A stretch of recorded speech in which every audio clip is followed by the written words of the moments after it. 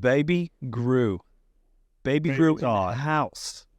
There he is. Guys, this is Travis Groo. He was on our last podcast with Chase Oliver. Travis Groo and I go back a million years, right? Truly a million years. Probably about a million years.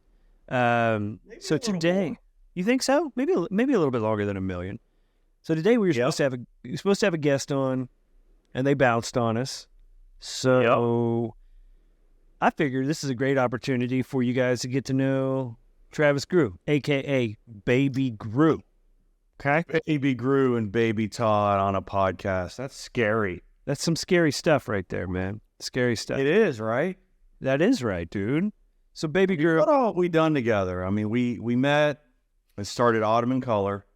Yeah, when was it? That was 2011, 2012? Our first album was in it, Austin Archer. Yeah. Autumn in Color was a record label that we started together. Yeah. Started the record label, put out, I would say, at least 50 releases. We put out a bunch. Oh, dude.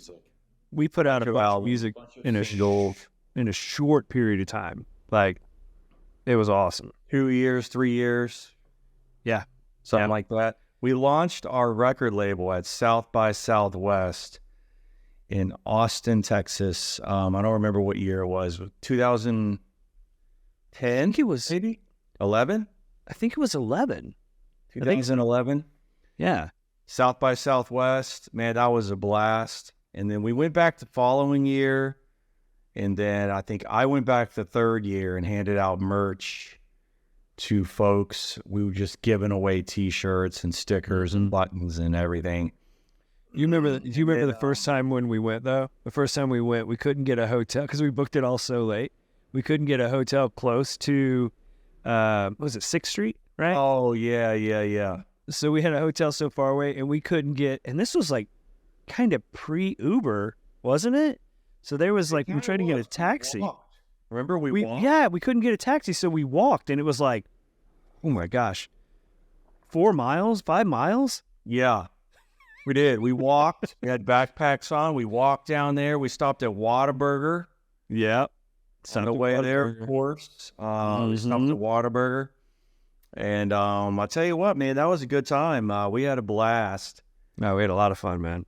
Yeah, a lot of fun. That was amazing. See, the music industry, that's what was crazy with the music industry is I think you and I kind of saw the writing on the wall that album sales were just going to drop off. No more single sales, no more album sales. It was kind of right around the time that Spotify was kind of hitting. Spotify launched, and then we caught wind of iTunes Music launching, which was basically their digital platform to compete with Spotify. Mm-hmm. And streaming platform. As soon as Apple starts music streaming, goodbye music sales. Bye, they're gone. Yeah, we saw the writing on the wall, and we bounced about 6 months before iTunes Music launched. Yeah, and we were right. Music sales basically disappeared. Mm-hmm. We moved into more of a free music platform where we were just letting people download albums for free. Mm-hmm. And focus more on merchandising with the bands and with the artists. And then that turned into a clothing company. Sure did. Autumn in Color, which was so fun. And then it also, after that, evolved into a skateboard company. So we were actually, it was amazing. We were actually able to offer skateboards on demand. We found a way to offer on-demand skateboard designs. It was a little bit more expensive than your traditional skateboard at a shop, but we were able to push them out in a way where we didn't have to keep a lot of stock.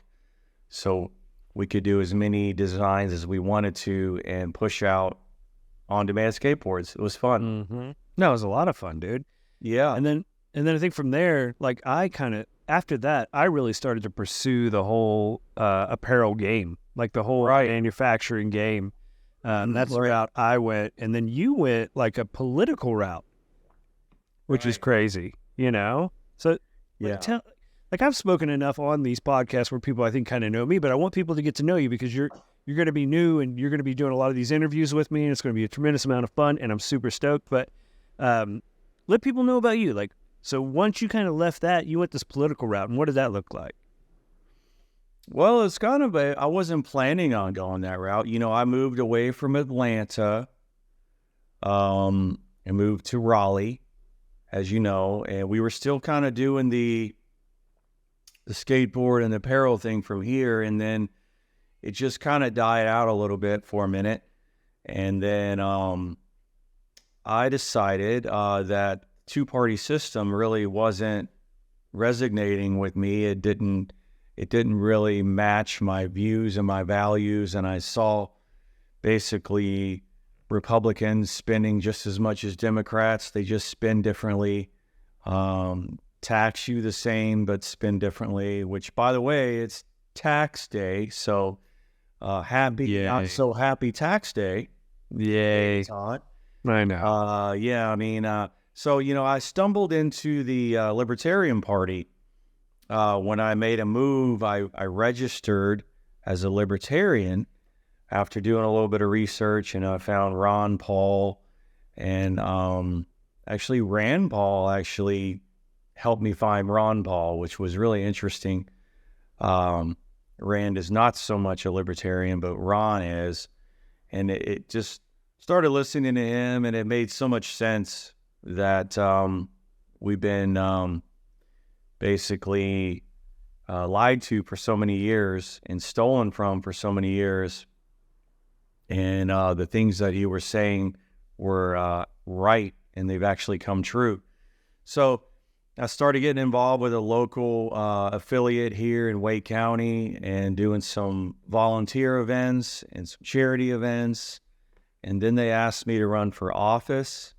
So I ran for House 11 here in our district against a fine person that ended up winning. We became friends. But it's funny how I've always become friends with my opponents. Where everyone else is always yelling at them and screaming and arguing. That's just not my style.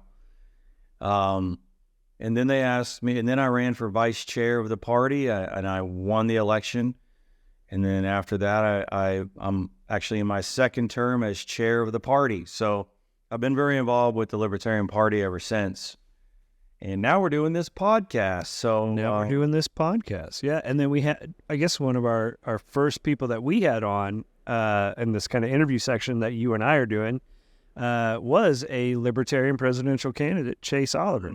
Correct. That came last week. Hitting the ground running, boots on the ground. He's already been to 47 states campaigning, which is impressive.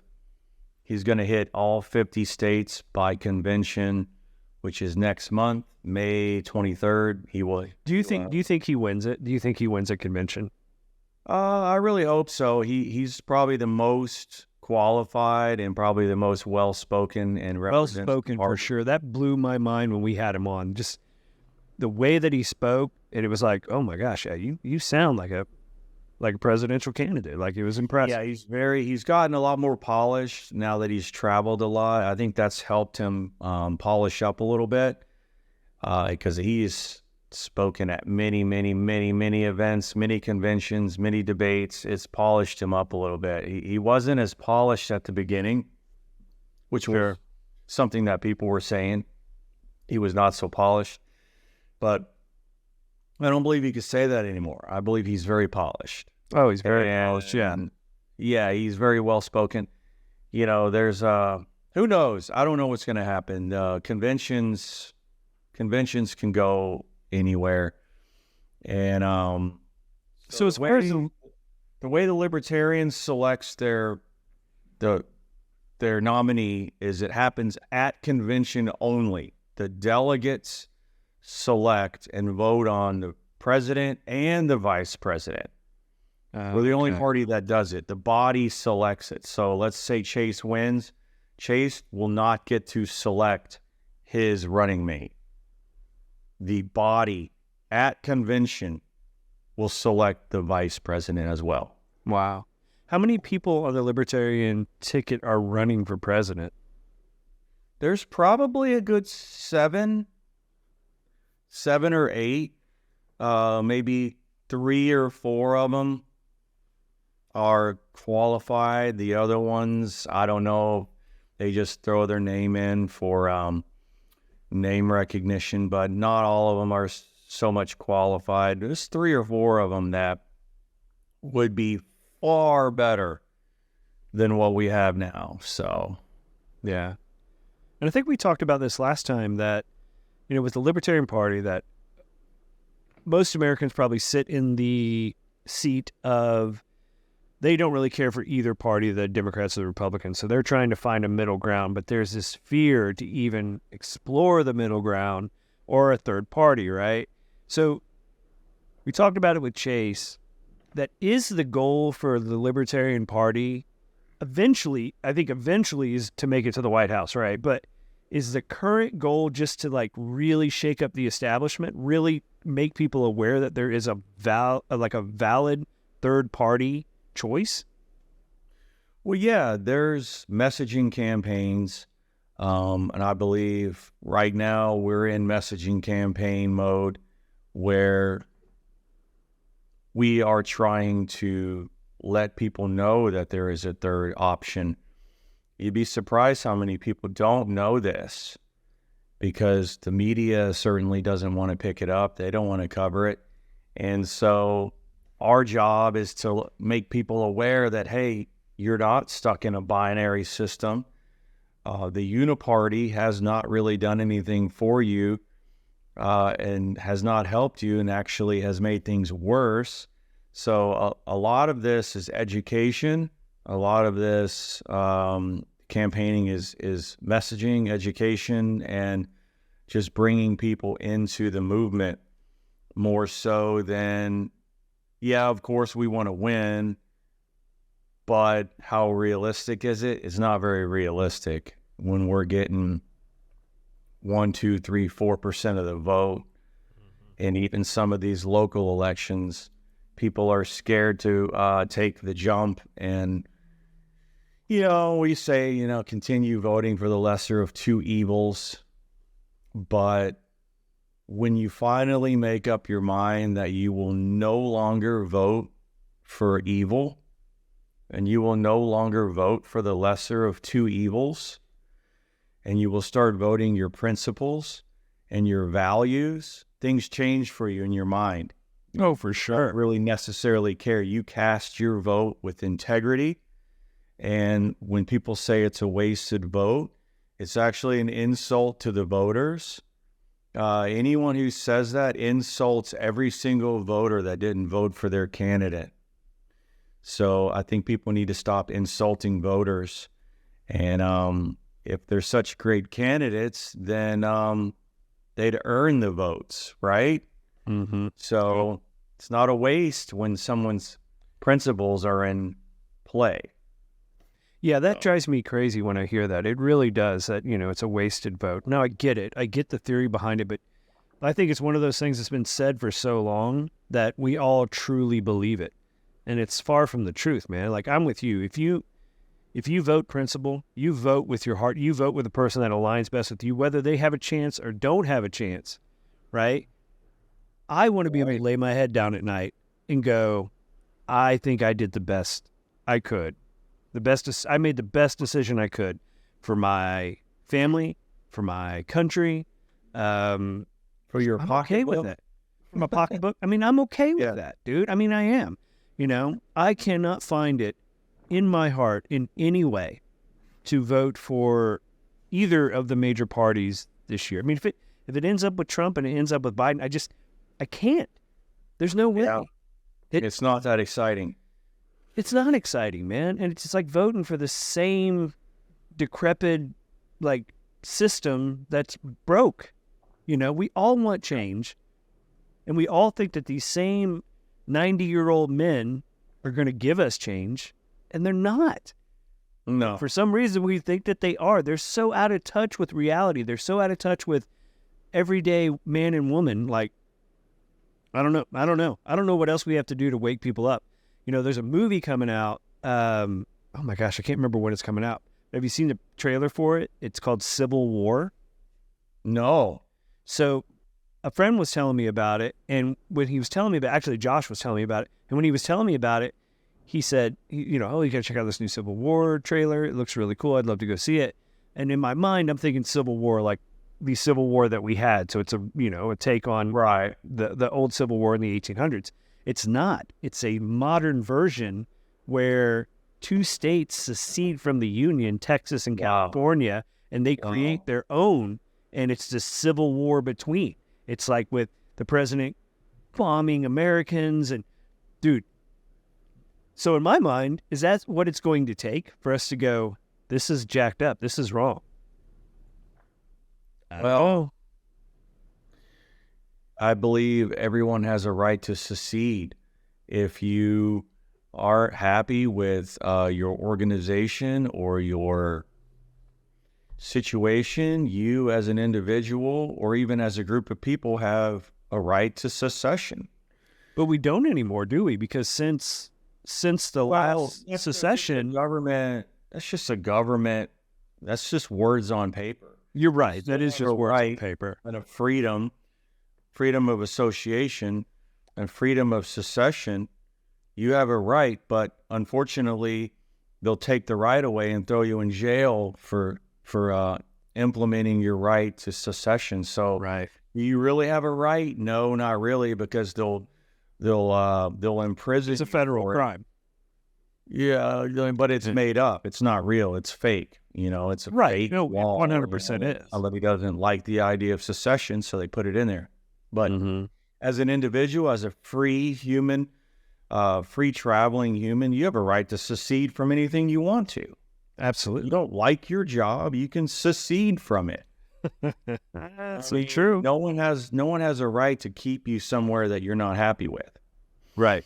Yeah. So, Texas actually has it written in their bylaws that they can secede from the Union. But that's what's crazy. It's in theirs, but then in the federal Constitution, or in the I don't know where it's written or wherever, but there was some type of amendment made that if you secede, again, this was after Civil War, this is after everybody came back, they said if you secede again, you're out. You're out of everything. Like, there's no coming back. Right. And people are like, thank you. Yeah, we'll take it. We want no part of this. Yeah. So, it's interesting, man. The right of association, the right of secession is a freedom that should be looked at more carefully. But, so, I took the political route. You kind of stayed in the merch route. And so maybe we can join the two and do something new and fresh with this. That's why I like this podcast idea. It's like we're rejoining after years and years and years of doing different things, and then here we are again, and it's like, dude, let's do something, Oh, yeah. And I think it's going to be fun. So Travis and I, our plan for this portion of Created by Human is to do interviews. So we want to bring on just all kinds of people. We started out with a Libertarian Party candidate because, obviously that's where Travis, his passion lies. And, we're in an election year. So it was kind of just something we decided to do there. But we have a bunch of just odd people that we want to talk to as well. We were kicking around ideas, and we don't want to give any away, but no, that's our secret. Don't tell. It's our secret. Yeah, we want to bring on some really fun people, and just kind of pick their brains, man. Just hear what people who think differently have to say. So that's the direction that we want to go in with Travis and I. I don't even know what we call it. It's just kind of some interview section. I don't know. It's just just us getting together. Created by it's Created by Human, but it's it's just him and I having some fun, chatting with some people like we used to. We said, I think the thing that I want to pursue is to talk to these people and get to know them personally, not so much their political mask or their political pitch. Like, I want to hear people who they are, and I hear about who they are and what they're doing, and what makes them tick, and really get to the nitty gritty of who people are and take the mask off and just be real. Yeah. And not have to pretend like there's somebody that they're not, Right. I just want to get real with people and find out, who they are as an individual. I mean, you and I know each other pretty well, but let's get to know other people really well through this podcast. I think it'd be fantastic. Yeah, let's make some new friends. That's always fun. Yeah. How to make friends. We need to read that book, How to Make Friends and Influence People. Dude, that is actually a great book. If you haven't read it, I need to read it. It is a must read. Now, I think if you're a wise person, a lot of it is common sense, but I am surprised at how many people are not wise people. How many people just go, what? But there's a lot of common sense things in there. It's an interesting read. Everyone should read it. Yeah, man. So, I mean, that's going to be fun. So I hope everyone sticks around for future episodes, and we plan to have a lot of fun. I think it's going to be exciting. And, I mean, we're not going to keep it all political. We want some interesting folks on here. Oh, yeah. And that's what's going to happen. Well, Travis, I just wanted to have that quick conversation with you today since our guest was busy. That way I could get people to know you a little bit and be excited for what we're going to talk about. And I'm excited, man. I can't wait to spend this time chatting with you and getting to know all these other people. And it's going to be a good time. Yeah, so stick around for more, and there's plenty to talk about in the future.